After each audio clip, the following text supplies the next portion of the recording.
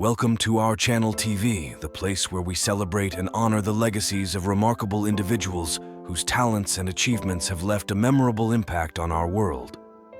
In each episode, we share news, heartfelt tributes, and cherished memories of those who have recently passed. Subscribe to our channel to stay connected and join our community in remembering and celebrating these extraordinary lives. Join us as we pay tribute to their enduring contributions and keep their stories alive.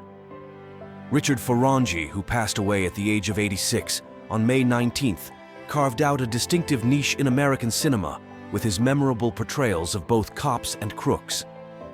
Born on August 3, 1937, in Brooklyn, New York, Ferrangi's career in film and television spanned several decades, featuring roles that capitalized on his rugged demeanor and authentic New York grit. Ferrangi's acting journey began with a role in the classic film Serpico, where he played the character Corsaro. However, he is perhaps best remembered for his roles as the mobster Tony Darvo in the 1988 hit Midnight Run and as mobster Peter Amadeso in Brian De Palma's 1993 film Carlito's Way. His portrayal of Detective Joe Marinaro in Sidney Lumet's Prince of the City further cemented his reputation for playing tough, streetwise characters. One of Ferrangi's most quoted lines came from his role in Repo Man, where he played the unforgettable Arnold Plechner, showcasing his ability to deliver lines with impactful bravado. Beyond his acting, Ferrangi shared his life experiences in his memoir, From the Mob to the Movies, providing a fascinating glimpse into the journey from a life of crime to a career in Hollywood, reflecting a theme of personal redemption. In retirement, Ferrangi enjoyed a quieter life in the Hudson Valley of New York, reflecting on a career that not only entertained, but also left a lasting impression on his audience through a variety of complex roles.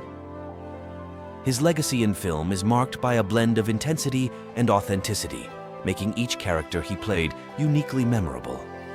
Terry Carter, a pioneering American actor and filmmaker renowned for his roles in television series such as McCloud in the original Battlestar Galactica, passed away at the age of 95 in New York City. Born in Brooklyn, Carter's diverse heritage and upbringing in a vibrant, multicultural environment shaped his versatile career in the arts and broadcasting. Carter's acting journey began on the Broadway stage, where he starred opposite notable figures such as Eartha Kitt. However, his impact extended beyond the theater, breaking racial barriers as one of the first black television newscasters during his time at WBZ-TV in Boston. Despite challenges and controversies in this role, he left a lasting imprint on the journalism industry. His portrayal of Sergeant Joe Broadhurst on McCloud and Colonel Tighe in Battlestar Galactica brought him international acclaim, showcasing his talent in blending strength and sensitivity into his characters. Carter's role in Battlestar Galactica was particularly significant as it provided early representation of African Americans in science fiction, a genre that often explored themes of diversity and inclusivity through its futuristic narratives. Beyond acting, Carter was a committed filmmaker and producer dedicated to fostering intercultural understanding through his company, Meta 4 Productions, and his nonprofit, Council for Positive Images. His work behind the camera was as impactful as his performances on screen, creating educational and documentary films that won awards and were distributed globally. Carter's legacy in the entertainment industry is marked not only by his contributions to film and television, but also by his dedication to community service and advocacy for positive change. His pioneering efforts in media representation and his commitment to storytelling that bridges cultural divides continue to inspire new generations of artists and filmmakers.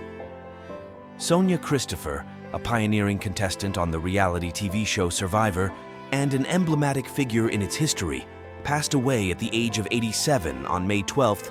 Known for her gentle spirit and infectious positivity, Sonia became the first person ever to be voted off the show during its inaugural season in Survivor Borneo. Born on January 28, 1937 in Olympia, Washington, Sonia was not only a beloved music therapist, but also a resilient breast cancer survivor. Her decision to compete on Survivor at the age of 63 stemmed from her participation in a rigorous outdoor training program for breast cancer survivors, showcasing her adventurous spirit and determination. Despite her early exit on day 3 of the competition, Sonia left a lasting impression with her memorable ukulele performance and her gracious demeanor. Her departure, marked by host Jeff Probst extinguishing her torch, was described by her as a little humiliating, yet she later embraced this unique part of her story with humor and grace. Over the years, Sonia continued to be involved in various television appearances, including on Diagnosis Murder, The Rosie O'Donnell Show, and The Daily Show. Her legacy in the Survivor community and beyond is characterized by her kindness, her pioneering role as the first lesbian contestant, and her ability to turn a brief reality TV stint into a memorable chapter of a well-lived life. Jeff Probst, the host of Survivor, remembered Sonia fondly, noting that she was one of the kindest people to ever play Survivor and that he was honored that our paths got to cross. Sonia's life and her participation in Survivor will be remembered for her vibrant spirit and the joy she brought to all who knew her. Unfortunately, Canadian writer Alice Munro passed away at the age of 92. For those who don't know, she was the winner of the Canadian Nobel Prize for spare short stories that explored what she called the complexity of things. She died on the afternoon of Tuesday, May 14th in Ontario, according to an announcement in a Canadian newspaper, The Globe and Mail, confirmed by her family. Munro had suffered from dementia for more than a decade. Critic and novelist Cynthia Ozick once hailed Munro as Archikov, referring to the great Russian short story writer. In October 2013, Munro was named the 13th woman to win the Nobel Prize for Literature, which has been awarded since 1901. Arguably the most accessible and popular of the modern Nobel winners, Munro's selection was widely celebrated by readers and other writers. Salman Rushdie called Munro a true master. She has won Canada's top literary award, the Governor-General's Award for Fiction, 3 times, beginning with Death of Happy Shadows. She also won the National Book Critics Circle Award for The Love of a Good Woman in 1998 and the Man Booker International Prize for her work in 2009. Her 14 published story collections, which often move forward and backward in time and alternate between memory and reality, are largely set in this small town in rural Ontario where Munro lived and which she knew so well. They often featured girls and women dealing with love and lies, dreams and death, among other universal issues of daily life. Her passing is really sad. Sincere condolences. Rest in peace. Iris Apfel was a legendary American businesswoman, interior designer, and fashion icon, celebrated for her flamboyant style, bold personality, and iconic oversized eyeglasses. Throughout her life, Apfel made a significant impact on the fashion and design industries, leaving an enduring legacy. Born Iris Beryl in Astoria, Queens, New York City, she was the only child of Samuel Beryl, who owned a glass and mirror business, and Sadai Sid Beryl, who ran a fashion boutique. Her Jewish heritage and her parents' entrepreneurial spirit influenced her path, setting the stage for a lifetime of creativity and innovation. As a child, Apfel was drawn to the bustling energy of Manhattan, frequently visiting Greenwich Village to explore its antique shops. This early exposure to diverse cultures and styles fueled her passion for collecting unique jewelry and fashion items. Her family's resourcefulness during the Great Depression honed her skills in design, sewing, and creating stylish pieces on a budget.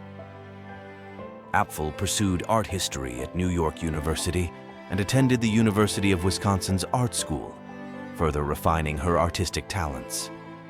She started her career as a copywriter for Women's Wear Daily and as an assistant to interior designer Eleanor Johnson, where she developed a keen eye for sourcing rare items. Paul Howd was a renowned Canadian actor and radio-television presenter whose career spanned nearly 5 decades. Born in Saint Laurent, Quebec, Hood was the son of Alina Chim and Paul Hood Sr., a saxophonist. He pursued higher education at the École Polytechnique de Montréal and the Université de Montréal, laying a solid academic foundation before diving into media and entertainment. Hood's radio career began in 1975 with CH730 AM, later working for CKMF-FM and CFGL-FM.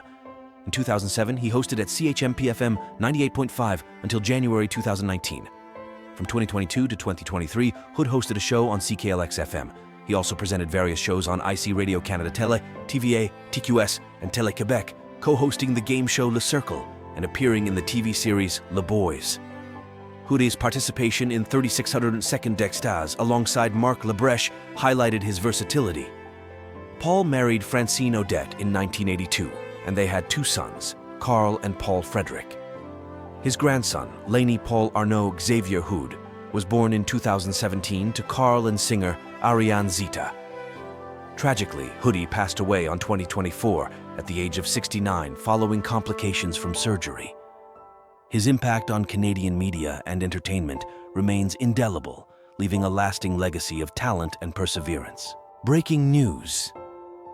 At 93 years old, Hollywood legend Clint Eastwood continues to stun fans with his vigorous health and zest for life. Recently spotted at a conservation event hosted by Dr. Jane Goodall, Eastwood showcased his robust appearance and engaged demeanor.